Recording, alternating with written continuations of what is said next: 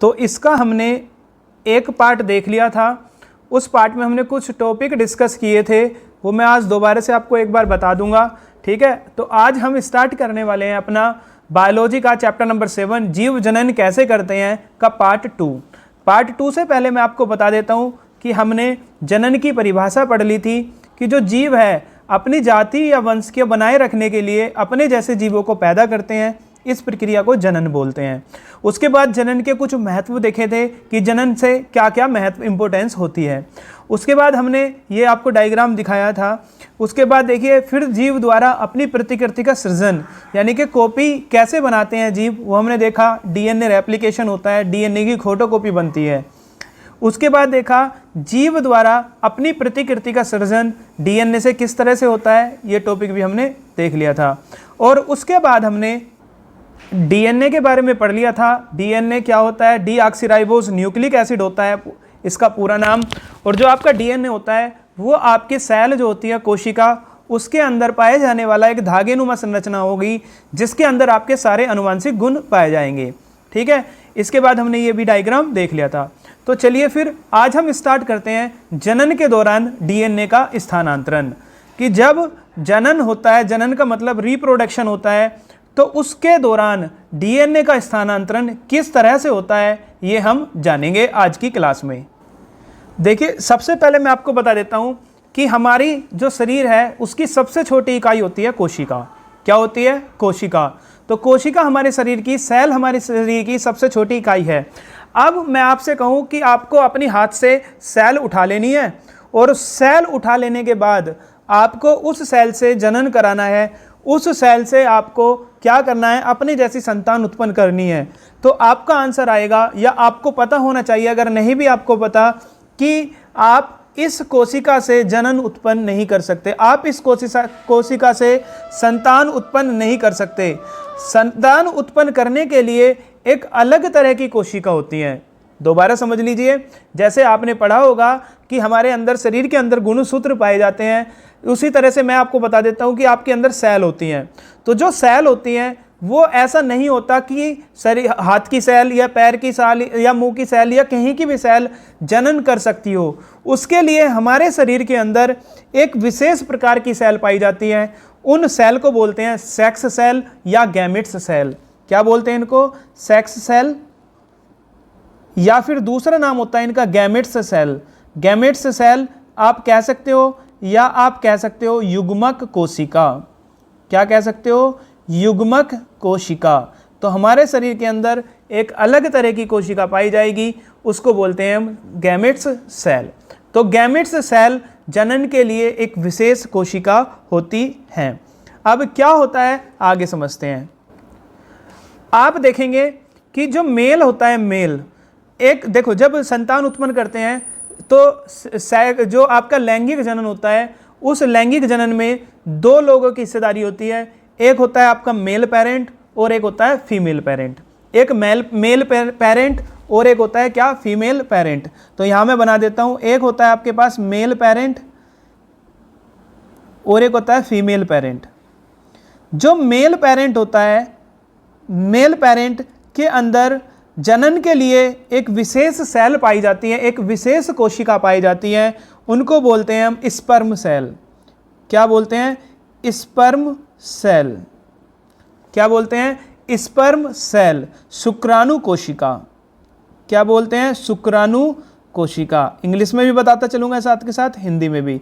उसी तरह से जो फीमेल पार्ट होता है, फीमेल के अंदर भी जो जनन है उसके लिए एक विशेष कोशिका होती है, उनको बोलते हैं एग सेल। क्या बोलते हैं? एग सेल, या आप कह सकते हैं ओवम। इसको बोलते हैं अंडाणु सेल या अंड सेल, अंडाणु कोशिका। क्या बोलते हैं? अंडाणु कोशिका। तो हमने क्या सीखा अभी तक, दोबारा समझ लीजिए कि जो आपके पास जनन है, रिप्रोडक्शन अगर कराना है, तो रिप्रोडक्शन कराने के लिए हमारे शरीर के अंदर अलग से कुछ कोशिका पाई जाती हैं, उन कोशिका बोलते हैं गैमेट्स। क्या बोलते हैं? गैमेट्स। अब जो मेल पेरेंट्स होता है उनमें ये कोशिका अलग होती हैं, जो फीमेल पेरेंट्स होता है उनमें ये कोशिका अलग होती है। जो मेल पेरेंट है, जो पुरुष है, उसके अंदर जो आप देखेंगे कि जनन के लिए जो सहायक होगी, स्पेशलाइज सेल होगी, उसको बोलते हैं स्पर्म सेल या शुक्राणु कोशिका। और जो महिला होगी, फीमेल होगा, फीमेल पार्टनर के पास एग सेल होती है, ओवम या एग सेल होती है, उनको बोलते हैं अंडाणु कोशिका। क्या बोलते हैं? अंडाणु कोशिका। तो अब आप देखेंगे जो ये सेल होती है, आप देखोगे यहाँ डायग्राम में दिखाया गया है, ये एक स्पर्म सेल है। कैसी सेल है? स्पर्म। ये क्या है आपके पास? Sperm cell. और ये आप देखेंगे जिसमें डायग्राम बन गया ऊपर, ये आपका एक एग सेल है। क्या है? Egg cell. तो दोनों के डायग्राम आप देख लेना आराम से। ये दोनों क्या होता है जब ये दोनों मिलते हैं, मिलने का मतलब बायोलॉजी की लैंग्वेज में बोलते हैं फर्टिलाइजेशन। क्या बोलते हैं? फर्टिलाइजेशन। फर्टिलाइजेशन का मतलब होता है निषेचन। क्या बोलते हैं? फर्टिलाइजेशन का मतलब होता है निषेचन। तो जब ये स्पर्म सेल और एग सेल मिलती हैं, इस कंडीशन को बोलते हैं फर्टिलाइजेशन, यानी कि ये दोनों फ्यूज हो गई, एक दूसरे में मिल गई। तो मिलने के बाद एक सिंगल सेल की स्ट्रक्चर की बॉडी बनती है, जिसको बोलते हैं हम जाइगोट। क्या बोलते हैं? जाइगोट। सिंगल सेल स्ट्रक्चर की एक बॉडी बनती है, इस बॉडी का नाम क्या कहलाते हैं? इस बॉडी को बोलते हैं हम जाइगोट। याद रहेगा आपको। तो इस बॉडी को हम क्या बोलते हैं? जाइगोट या युग्मनज। जाइगोट या युग्मनज। याद रहेगा आपको। क्या बोलते हैं? जाइगोट या युग्मनज। ठीक है। और इसको बोलते हैं युग्मक। क्या बोलते हैं? युग्मक।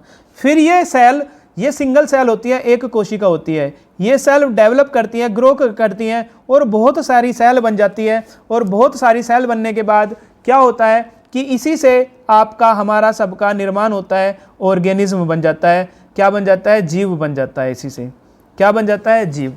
तो दोबारा एक बार फिर मैं आपको बता देता हूँ कि मानव शरीर के अंदर कुछ स्पेशल सेल होती है जो जनन क्रिया में भाग लेती हैं। उन सेल को युग्मक कोशिका बोलते हैं या गैमेट्स सेल बोलते हैं। अब जो मेल पेरेंट्स होता है उसके अंदर ये सेल अलग होती हैं, फीमेल पेरेंट होता है उसके अंदर ये सेल अलग होती है। जो आपके पास मेल पेरेंट होगा उसके अंदर पाई जाने वाली ये कोशिका कहलाती है स्पर्म सेल या शुक्राणु कोशिका। और जो फीमेल पार्टनर होता है उसके अंदर पाई जाने वाली ये कोशिका कहलाती है एग सेल या फिर अंडाणु कोशिका।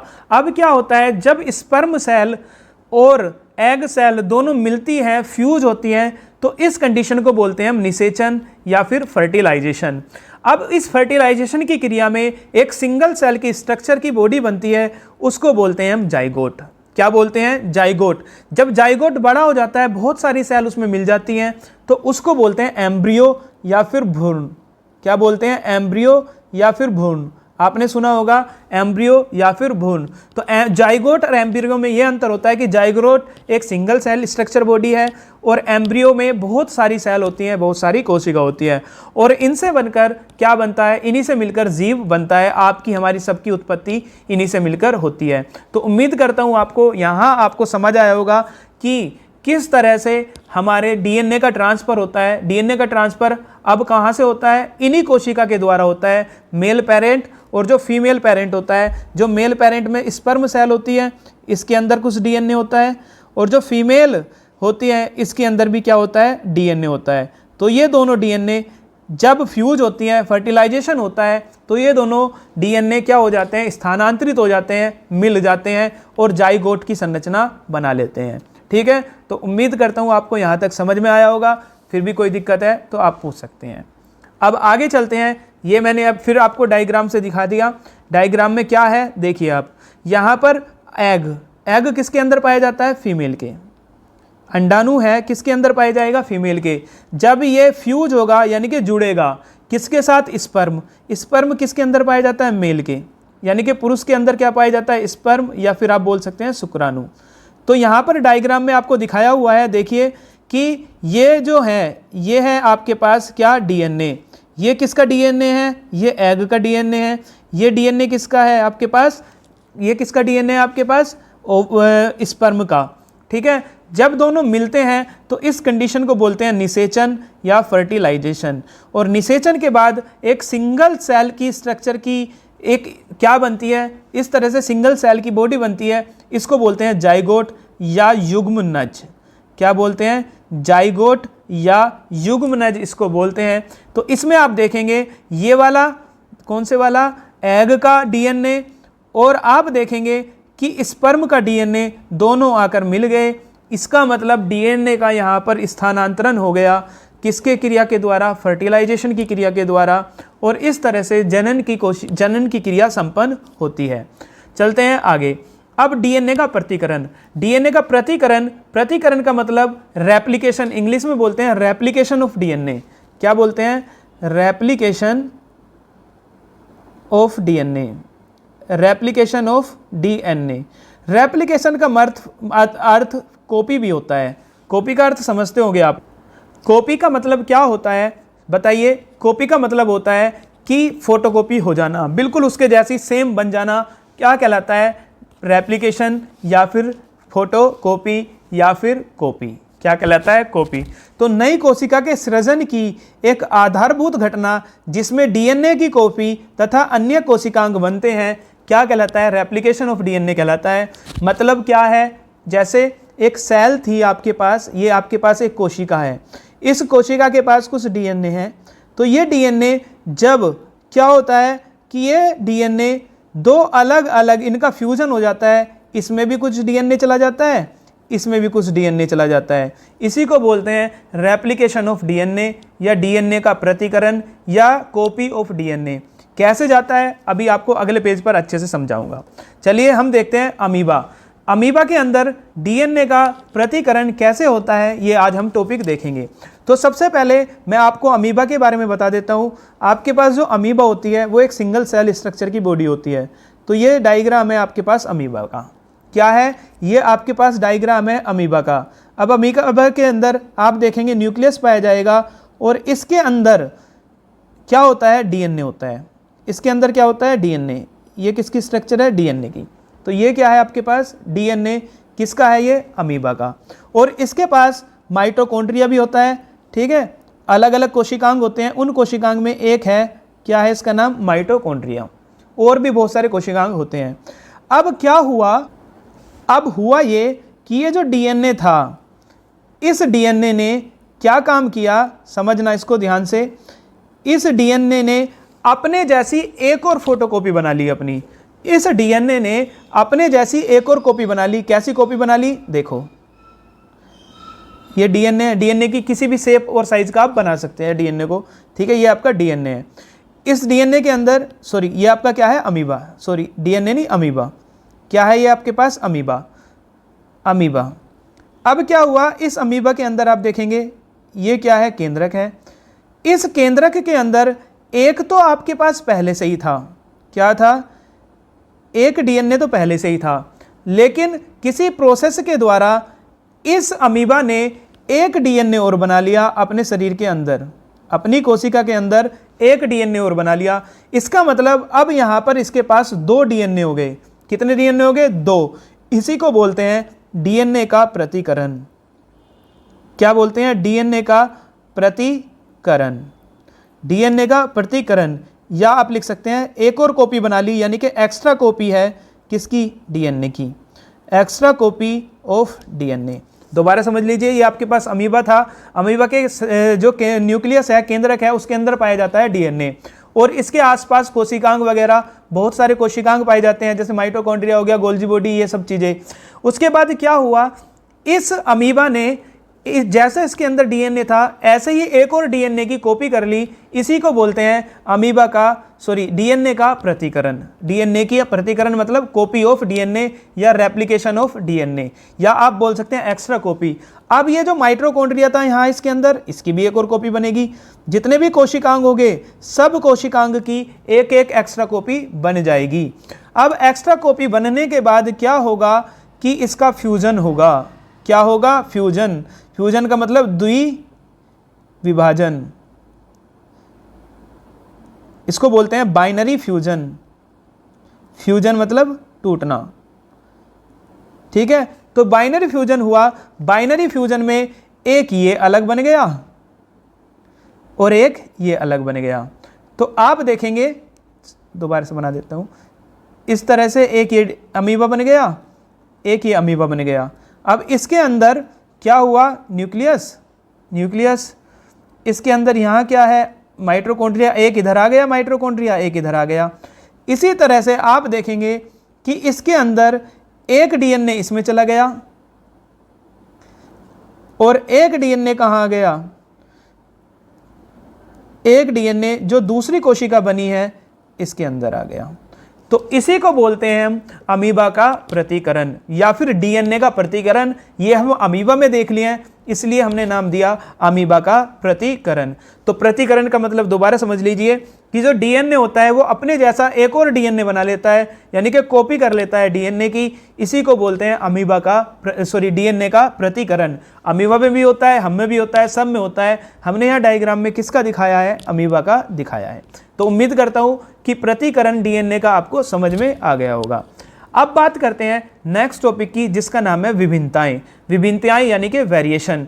विभिन्नताएं क्या होती हैं आप पढ़ेंगे कि एक ही, पहले परिभाषा पढ़ते हैं, एक ही प्रजाति के जीवों में आए परिवर्तन को विभिन्नताएं कहती है। एक ही प्रजाति मतलब हम शेर की बात करेंगे तो शेर की ही बात करेंगे, ये आप ये कंपेयर मत करने लेना शेर और गिद्दड़ से। जैसे सेब की यहाँ डायग्राम में आपको दिखाया हुआ है, हमने सेब की कंपेयर की है, तो सभी के सेब देखेंगे, सब में अलग अलग, यहाँ आप देखेंगे सब में कुछ ना कुछ डिफरेंस है। मतलब एक ही प्रजाति के जो जीव है उसके अंदर आने वाली अलग अलग विभिन्नताओं को अलग अलग या फिर विभिन्नताएं क्या कहलाती हैं, विभिन्नताएं ही कहलाती है कि उनके अंदर जो परिवर्तन आया है एक ही प्रजाति के जीवों में, उसी को बोलते हैं विभिन्नताएं। समझ में आ गया। अब विभिन्नताएं होती क्यों हैं, जैसे आपने देखा होगा कि हमारे अंदर भी विभिन्नताएं होती हैं। किसी के बाल सीधे, उनकी औलाद के बाल तिरछे, किसी की मम्मी पापा की आंख काली और जो संतान उत्पन्न हुई है उस संतान की जो आंख है वो ब्राउन हो गई। आपने देखा होगा कि माता पिता की हाइट छोटी और जो संतान उत्पन्न हुई है उसकी हाइट बड़ी हो गई। तो ये सब आपकी कहलाती है विभिन्नताएं। क्या कहलाती हैं, विभिन्नताएं। विभिन्नताएं का कारण क्या होता है, जो डीएनए है उसकी कोडिंग का क्रम एटीजीसी बदल जाना। डीएनए की कोडिंग का क्रम एटीजीसी बदल जाने का क्या मतलब होता है, देखो coding of DNA, coding of DNA क्या होता है समझो।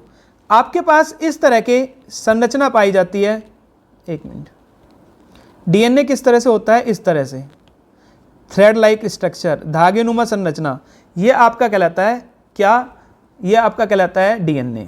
क्या कहलाता है आपका, डीएनए। इस डीएनए में इस तरह से आप देखेंगे कोडिंग होती है, यहाँ पर एडेनिन, थाइमीन, ग्वानिन और साइटोसिन, एटीजीसी। इस तरह से क्या पाया जाता है, आपके पास कोड पाया जाता है, एक सीक्वेंस में कोड होता है एटीजीसी। क्या बोलते हैं, एटीजीसी, एटीजीसी। अब क्या हुआ, इसने डीएनए ने अपने जैसा एक और डीएनए बनाया जिसको डीएनए रेप्लिकेशन या डीएनए प्रतिकरण बोलते हैं। क्या बोलते हैं, डीएनए प्रतिकरण। और इस तरह से एक नया डीएनए बना दिया दूसरा। तो आप क्या देखते हैं इसमें, तो इसका जो क्रम आना चाहिए था कोडिंग का, वो क्रम आना चाहिए था एटीजीसी, जीसी ना होकर सीजी आ जाएगा या फिर एजीटीसी आ जाएगा। मतलब जो क्रम था एटीजीसी वो चेंज हो जाता है। इस क्रम में चेंज होने की वजह से ही जो हमारे अंदर वेरिएशन आ जाता है। आप सुनते होंगे कि उसके मम्मी पापा छोटे थे तो लड़का लंबा कैसे हो गया, उसके मम्मी पापा की हाइट छोटी थी तो बड़ी कैसे हो गई, उसके मम्मी पापा के आंख का कलर ब्लैक था तो उनका ब्राउन कैसे हो गया। तमाम तरह की चीज़ें आपने सुनी होगी कि ये वेरिएशन किस लिए आते हैं। आज आपको पता लगा होगा कि क्या होता है जब हमारे शरीर के अंदर जो कोशिका जनन में भाग लेती है उनको बोलते हैं युग्मक कोशिका या गैमेट्स। जब ये गैमेट्स भाग लेती हैं तो इनके अंदर डीएनए की फोटोकॉपी हो जाती है, डीएनए की कॉपी हो जाती है, जिसको बोलते हैं डीएनए का प्रतिकरण या फिर रेप्लिकेशन ऑफ डीएनए। तो जब डीएनए अपनी कॉपी बना रहा होता है तो ये क्रम जो होता है वो बिगड़ जाता है। इस क्रम में बिगड़ जाने की वजह से एटीजीसी का ऑर्डर मेंटेन नहीं रह पाता, एटीसीजी बन जाता है या एजीटीसी बन जाता है। इस ऑर्डर में चेंज होने की वजह से ही हमारे शरीर के अंदर क्या आ जाती है, विभिन्नताएं आ जाती है। हमारे के शरीर के अंदर क्या आ जाती है, विभिन्नताएं आ जाती हैं। और विभिन्नताएं आने की वजह से ही हमारा करैक्टर चेंज हो जाता है। तो ये कारण आपने पढ़ लिया कि विभिन्नताओं का कारण क्या होता है। उम्मीद करता हूँ आपको समझ आया होगा। नेक्स्ट टॉपिक कि विभिन्नताएं किस तरह से प्रभावित करती हैं। कुछ विभिन्नताएं लाभदायक होती हैं, जैसे आपने देखा होगा यहाँ डायग्राम में कि कुछ विभिन्नताएं किस तरह से आपके पास लाभदायक होती हैं, ये हमें जानना है। कि सबसे पहले हमारे ऐसा माना जाता था कि हमारे शरीर के अंदर अंगूठा नहीं था, तो धीरे धीरे ये जो स्ट्रक्चर थी धीरे धीरे निकलना स्टार्ट हुई और ये अंगूठे की शेप बनने लगी। तो ये विभिन्नताएं जो आई हैं, ये विभिन्नताएं लाभदायक हैं। क्यों लाभदायक है? आज अगर ये ना होता तो फ़ोन चला पाते? नहीं चला पाते। इस अंगूठे का बहुत यूज है, ठीक है। तो ये जो विभिन्नताएं बनी हैं, ये विभिन्नताएं लाभदायक हैं, इसलिए ये विभिन्नताएं क्या कहलाती हैं? यूजफुल वेरिएशन कहलाती हैं आपकी। दूसरा एग्जांपल आप देख सकते हैं कि जो मनुष्य है, बंदर से मनुष्य बना है, किस किस तरह से बना है, यहाँ उसका क्रमबद्ध विकास दिया हुआ है। ये वेरिएशन जो आए हैं हमारे लिए यूजफुल हैं। इसके अतिरिक्त आप देखेंगे कि कुछ विभिन्नताएं लाभदायक भी नहीं होती। कैसे नहीं होती? आप देखो कि यहाँ पर मोथ, एक एनिमल यहाँ पर दिखाया हुआ है, ये बर्ड्स, इंसेक्ट वगैरह बोल सकते हैं। ये क्या है? मोथ है। इस मोथ का कलर पहले ब्राउन होता था। क्या होता था? Sorry, brown. पहले मोथ का कलर कैसा होता था? ब्राउन। अब ये मोथ का कलर ब्लैक होने लगा। क्या होने लगा? मोथ का कलर ब्लैक हो गया, यानी कि इनमें वेरिएशन आ गया। अब जब ऊपर से आसमान से कोई इनको देखता है, बाज वगैरह, चील वगैरह, तो ये इस मोथ को आसानी से क्या कर लेती है? ढूंढ लेती है। तो इसके लिए तो ये वेरिएशन बिल्कुल लाभदायक नहीं हुआ। दोबारा समझ लीजिए, पहले इसका कलर ब्राउन था, ब्राउन से ब्लैक हो गया, ब्राउन से क्या हो गया? ब्लैक। जहां ये जगह रहती थी वो भी ब्राउन था, तो ब्राउन कलर के ऊपर आसानी से नहीं दिख पाता। अब ये कलर ब्लैक होने लगा, तो ये कलर इनमें वेरिएशन आया। वेरिएशन की वजह से ये जो इनको जो शिकार करना चाहते थे उनको ये दूर से ही दिखने लगी। जैसे आपको डायग्राम में ये दूर से ही दिख रही होगी ब्लैक, उसी तरह से ये डायग्राम में दूर से दिखने लगी उनको, और जो शिकार इनका करना आसान हो गया। यानी कि ये जो विभिन्नताएं आई, ये विभिन्नताएं लाभदायक सिद्ध नहीं हुई इनके लिए। तो कुछ विभिन्नताएं लाभदायक भी हो सकती हैं और कुछ विभिन्नताएं लाभदायक भी नहीं हो सकती। अब विभिन्नताओं के क्या महत्व हैं ये आपको समझना है। देखो यहाँ डायग्राम में मैंने आपको दिखा दिया। अब कुछ विभिन्नताओं के क्या महत्व हैं ये आपको देखना है। पहला महत्व क्या है विभिन्नताओं का? कि विभिन्नताएं जीवों को वातावरण में ढलने में मदद करती हैं। जीवों को किस तरह से वातावरण में ढलने में मदद करती हैं ये आप देख सकते हैं। कि मान लीजिए पहले व्यक्ति था, वो 20 डिग्री सेल्सियस टेम्परेचर तक जी सकता था। धीरे धीरे टेम्परेचर बढ़ना स्टार्ट हुआ, 25 हुआ, तो आदमी में भी वेरिएशन आने लगे, वो 25 तक जीने लगा। फिर 35 होने लगा, फिर 35 के अकॉर्डिंग वो चेंज हो गया, फिर 50 डिग्री सेल्सियस भी टेम्परेचर आज पहुंच गया। तो अगर हम अपने शरीर में वेरिएशन नहीं करेंगे तो 50 डिग्री सेल्सियस पर हम नहीं जी सकते थे, हमारी उत्तरजीविता खत्म हो जाती। तो इस तरह से जो वातावरण में ढलने में भी विभिन्नताएं मदद करती हैं। दूसरा, विभिन्नताएं प्रजाति को स्थायित्व प्रदान करती हैं। जितनी भी प्रजाति हैं, विभिन्नताओं की मदद से ही वो स्टेबल हैं इस दुनिया में। अगर वो लगातार छोटा बोना था, कोई लगातार बोना ही चलता रहता, तो उनका स्थायित्व समाप्त हो सकता था। मतलब जो विभिन्नताएं होती हैं वो स्थायित्व प्रदान करती हैं। और तीसरा क्या है? डीएनए में परिवर्तन के कारण प्रजाति में परिवर्तन आता है, जिससे नई प्रजाति के निर्माण में सहायता मिलती है। तो विभिन्नताओं में क्या होता है? जो डीएनए है उसमें क्या आ जाता है? चेंज। और डीएनए में चेंज आने की वजह से नई प्रजाति के निर्माण में हमें सहायता मिलती है। जैसे गेंदा है, आप देखा होंगे, गेंदे का एक ही कलर का फूल होता तो क्या नॉर्मल सा, लेकिन आज देखोगे तमाम तरह की वैरायटी है गेंदा के अंदर। मनुष्य है, मनुष्य के अंदर अगर सारे गोरे गोरे हो जाते तो क्या होता? कुछ नहीं होता। कैसे पहचान पाते? कोई गोरा, कोई काला, कोई छोटा, कोई बोना, कोई कैसा, कोई कैसा। तो ये सब विभिन्नताओं के महत्व हैं, ठीक है।